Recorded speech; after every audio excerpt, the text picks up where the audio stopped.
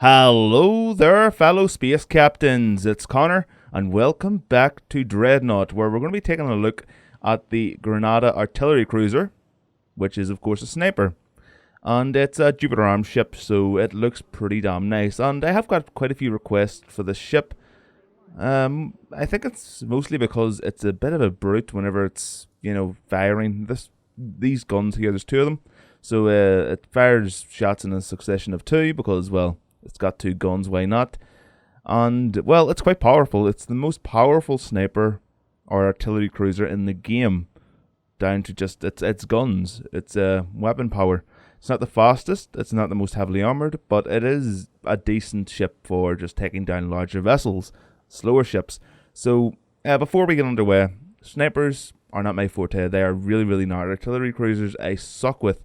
I do enjoy playing the Granada class, which I have named the Venator, which is, I believe, Latin for hunter or something. So, yeah, I do enjoy playing this here quite a bit. I suck with it, though, so don't be getting your hopes up. We'll see what happens whenever I get into a game. You never know. I might do well. We'll see.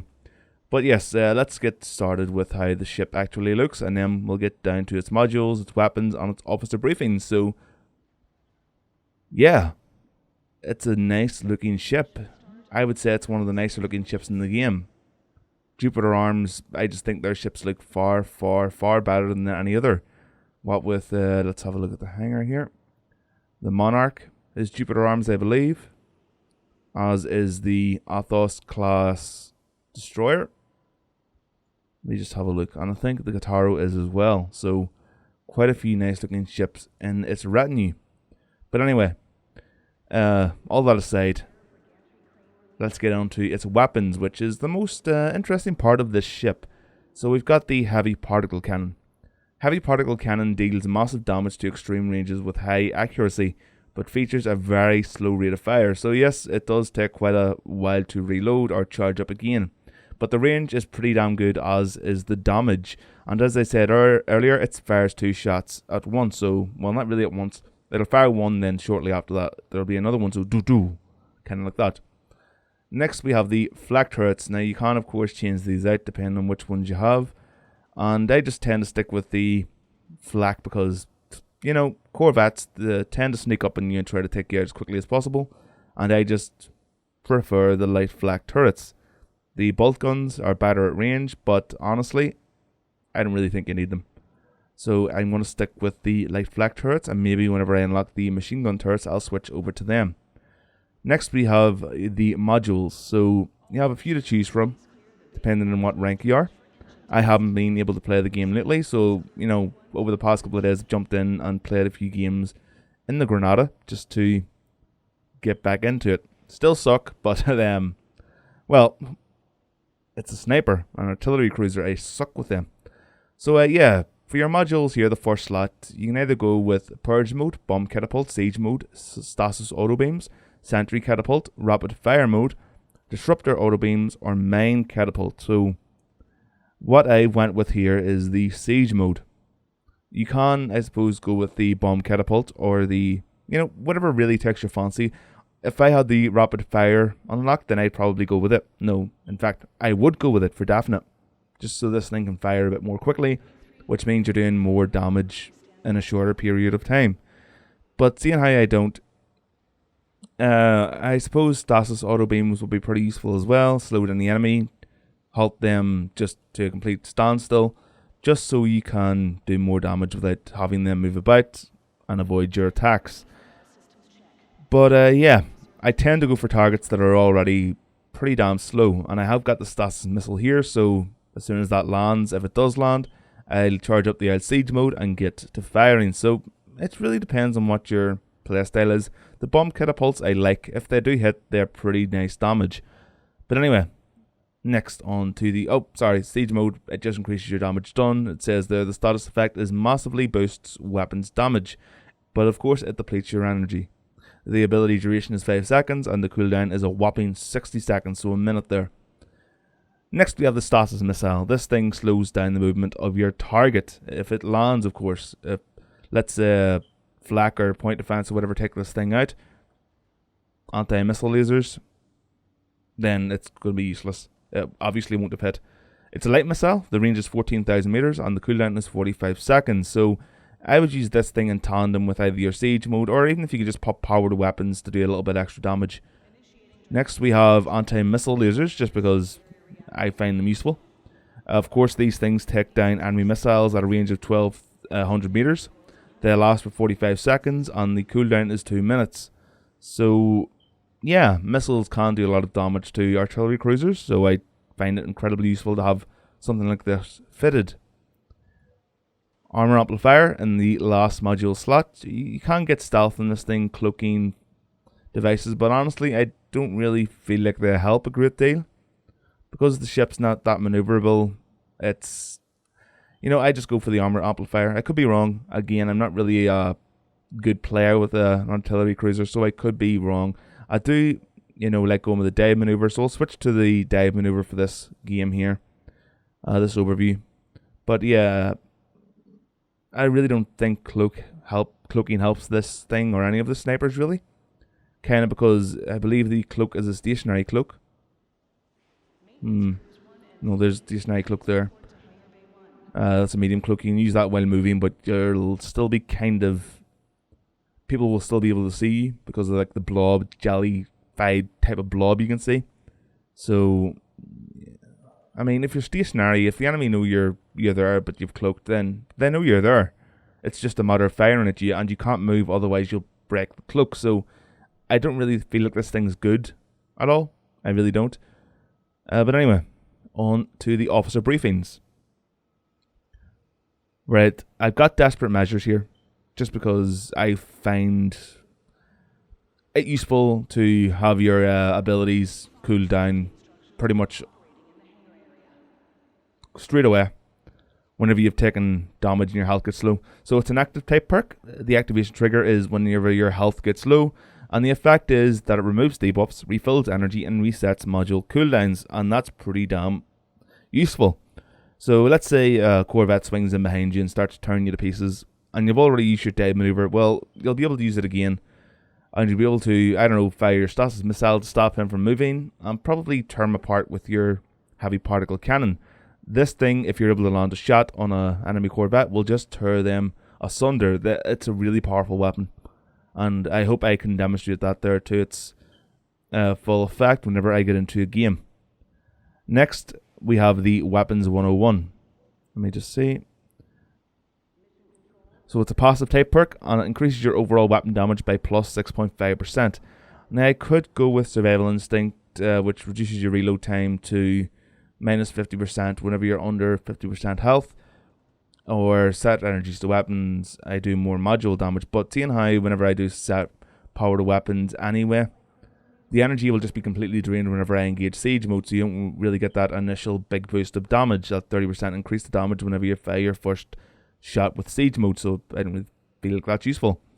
I can see how Survival Instinct could be useful, but if anybody's even been able to get that close to you to begin with, to deal that amount of damage, then honestly, you're dead.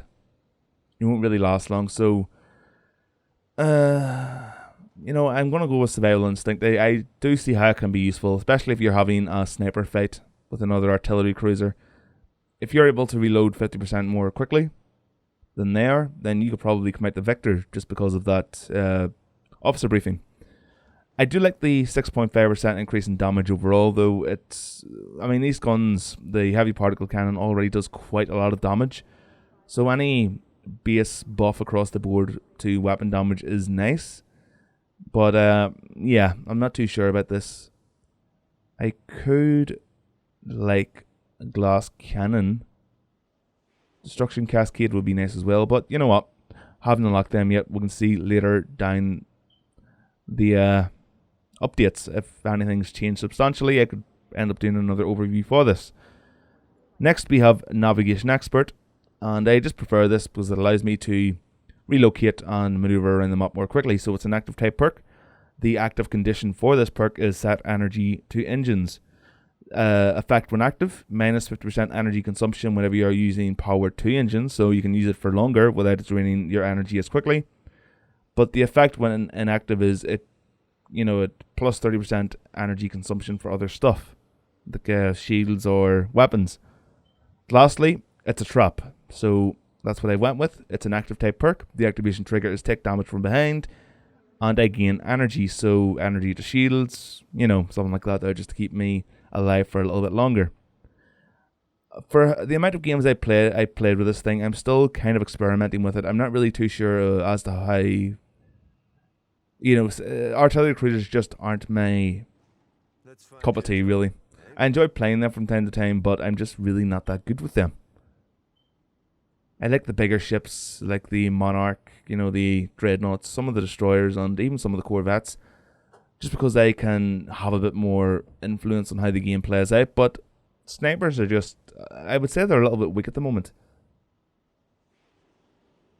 Mostly because, well, if you're firing at range, then you can't really take out an enemy tactical cruiser that's healing up a Dreadnought you're firing at, or healing up a destroyer you're firing at. If it's stuck in behind cover, then you're just going to keep dealing damage, but it's going to keep being healed up, which makes it even worse if it's a Kali, because those things are ridiculously good at healing. And I believe we found a game. Oh, this is going to go either really well or really, really badly. Hope it goes good. I really do hope it goes good. I mean, the ship's amazing. Although I'm crap with it, I still enjoy playing it. Story of my life, huh? But yes, I will probably be doing different overviews for the same ship depending on, the loadout I'm going with. I'll decide in the future. I'm waiting to see what the developers have up their sleeves for future ships. I would like to see maybe a dedicated carrier ship. I know you can do that with Dreadnoughts, but honestly, carriers, your hangar bays aren't really that good. Even when you get up to the interceptors, it's still not that good. So hopefully, I don't know, maybe down the lane we'll get a carrier. I mean, it would be nice. Carriers are probably one of the most important ships in, well, I was about to say a naval battle. And I can see how they'd be very important in a space battle as well. I mean, during World War II and the Battle of the Pacific, carriers pretty much won the war for the Americans. What with all their torpedo bombers, fighters, able to just take down the Japs' navy with very little trouble. I mean, the Yamato Japanese battleship, it didn't really stand a chance. I don't even think it got into decent naval engagement because United States torpedo bombers took it out and just completely wrecked the thing. Right, select a ship. And ready up. Let's wish everyone the best of luck.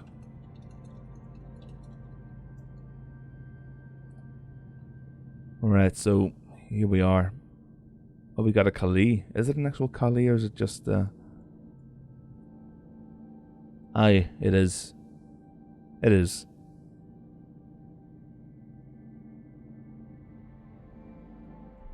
So, sorry about the fact there hasn't been any Dreadnought videos in a while.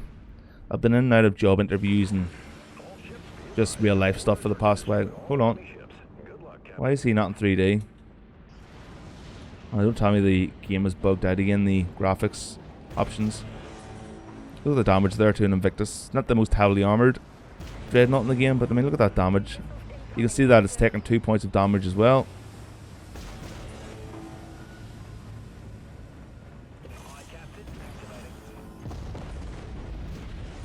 There he goes. It's him out of the game. Now I have to keep my eye open for any enemy corvettes. Do they have any? No, I don't think they do. They're going for me. Oh shit, they are. Shit. Well, that was a nice bit of damage. Oh shit. Talionis. Status missile out. Right, assist there. Better than nothing.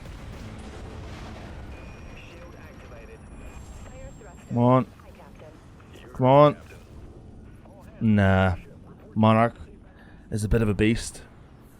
So you've seen whenever I played the Monarch that even whenever one of these things is firing at it, it doesn't really do a great deal of damage. Let's get stuck back in. Monarch is down. There's that Talionis going back into combat. See if we can get the... Oh. Oh, one hit. Thanks, Captain. Alright. Swing this thing around. 2 hits on him. What's that? Where's he going? Where did he go? Power the engines, let's get this thing moving.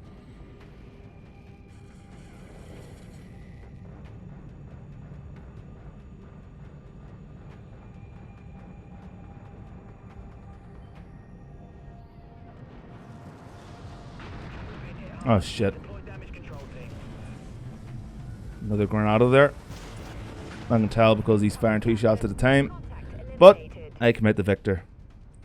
It's probably down to the fact that I reload 40% or 50% faster whenever I'm below 50% HP or on low health. I don't really think it said how much health I needed to have, but I'll take those down. Power the shields.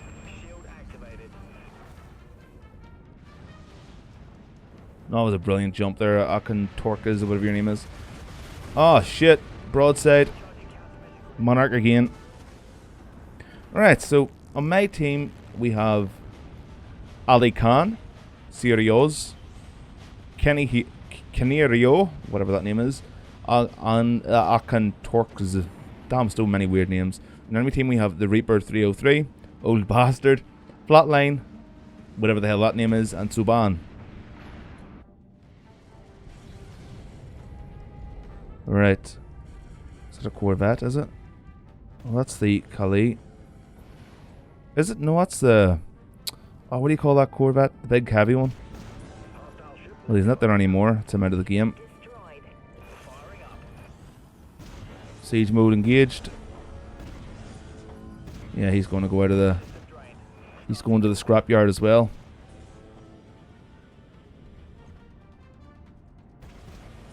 Ah, Jesus, he's jumping over to me, is he? Where's he going? Where's he going? Oh, he's over there. Fuck well. That'll be the end for him. Come on, fire, fire, come on. Come on. Gotcha. Whoop, dive maneuver. Hit them all. Oh, damn it. Come on. Ah! Ah well. At least we got a couple of hits on him. Can't mind the name of that ship. That little Corvette. It's the most heavily armoured Corvette in the game. I really don't understand why you'd want to play a ship like that. If you want to play a heavily armoured ship, play a Destroyer or a Dreadnought.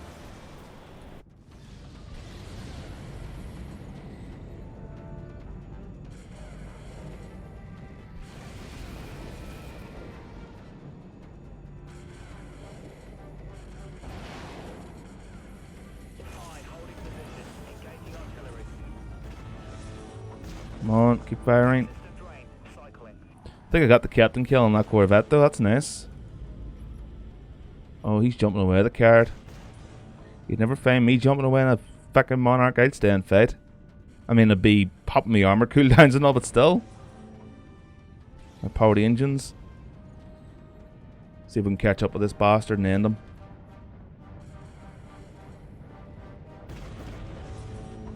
I mean, you're heavily armored, dude, but you're not that heavily armored. Sorry to say it.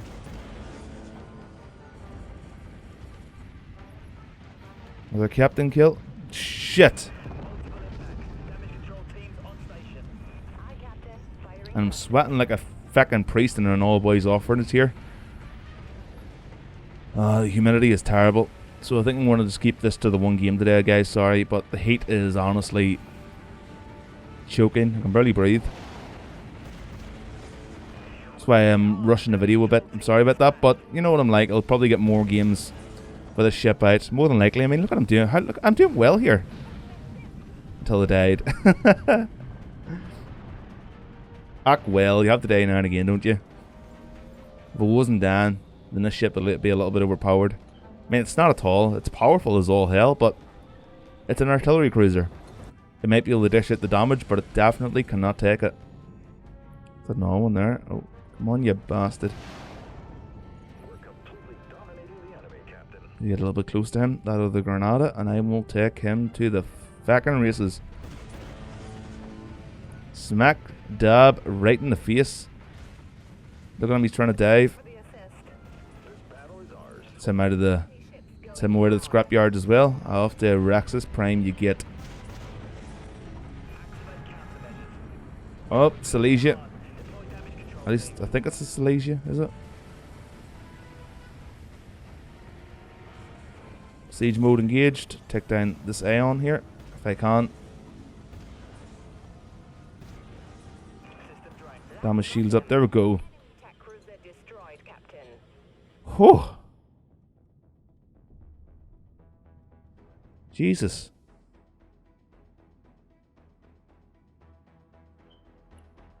I am seriously sweating bucket loads here. I've got a fan, you see, beside me, but I can't keep that on, otherwise it'll mess up the sound. Can't believe that. I came first.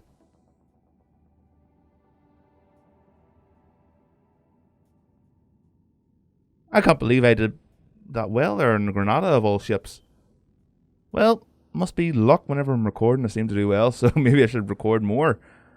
You know, if I am able to get this certain job, not going to really mention much about it, then I should be able to record more. At that point, I won't have to worry about money or anything. By the way, I got my first patron. Not going to mention them just in case they don't want to be mentioned, but thank you very much. You are awesome. I really appreciate it, and rewards will be coming soon. So, thank you very much. But anyway, guys, that is the Granada. Sorry about the short game. There will be more to come. But as you saw, the guns are insanely powerful. And to boot, it's not a bad looking ship either. In fact, it's one of the nicest looking ships in the game. Very much so. Let me look at the detail on the armour. If I can get any closer in, can I? Let me see. Appearance. Let's go to the bridge there. I mean, you can kind of see all the minor detail and sheen. It just looks so good. It really does. But anyway, thank you very much for watching all. And of course, like always, we'll see you next time. Bye bye, and have fun out there blowing up whatever you're blowing up.